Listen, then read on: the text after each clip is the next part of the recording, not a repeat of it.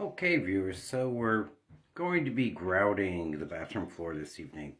So as you can see, it's been a little low. I didn't fill it up all the way because I did take all the grout out when I ground out the older grout, along with some of the overfill of the adhesive that was used. Apparently the adhesive they used must have been mixed way too thin, because all it did was squeeze up through the grout joints to the surface, leaving some of it exposed to the grout surface. So that's been corrected. So now we're going to put on our final coat of grout and let that set for the evening. Obviously, have to run over it one more time with cleaning, because we don't want any debris in the finished pass on the grout. I have to tape off the edge of the tub here, so that in walls where we don't want the grout to damage those surfaces.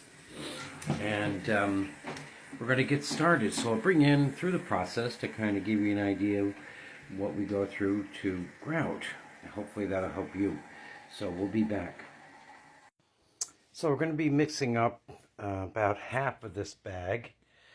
So it does say 1 quart for the whole bag. So half a bag would mean half a quart. So we've got this all set up to mix. It does say you can mix it by power mixer, and that's what I did last time, but boy, did it make a huge mess. So I'm going to mix it by hand and just take the time to mix it that way. I did get my 2 buckets of water. One is for the initial rinse, and then the final rinse is the second bucket. And then taped off the tub area, the toilet, areas that I really don't want to see grout get into, basically.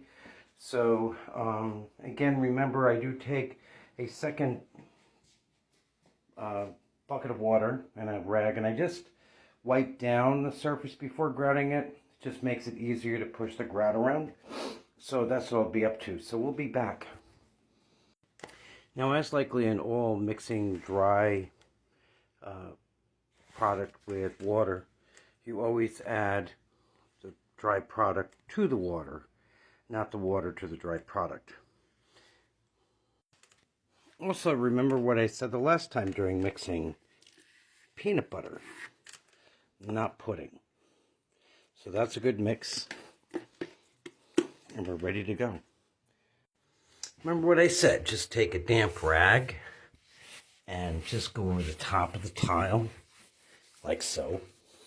Just makes it a little easier to put down the grout. And always remember to pull at a 45-degree angle to the tile when removing the grout. Otherwise you'll remove too much.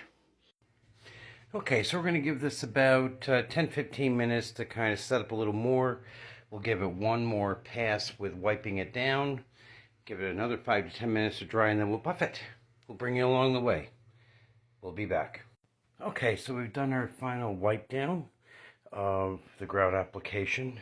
There is one more step that's not included in the directions in the bag, but was taught to me by an old tile guy who was doing it for years. Share that with you after we give this about 10 minutes to set up. Be right back. Okay, so one of the oldest tricks in the book, or I shouldn't say tricks, but methods that I remember being taught, was to put a mist of water from a spray bottle all over the floor and cover it with plastic and let it set overnight. That helps to actually cure, believe it or not, and it makes the grout joints nice and smooth. So that's going to be it for this evening. We're going to pick up on this work tomorrow. So I do want to thank you for watching, and have a good night.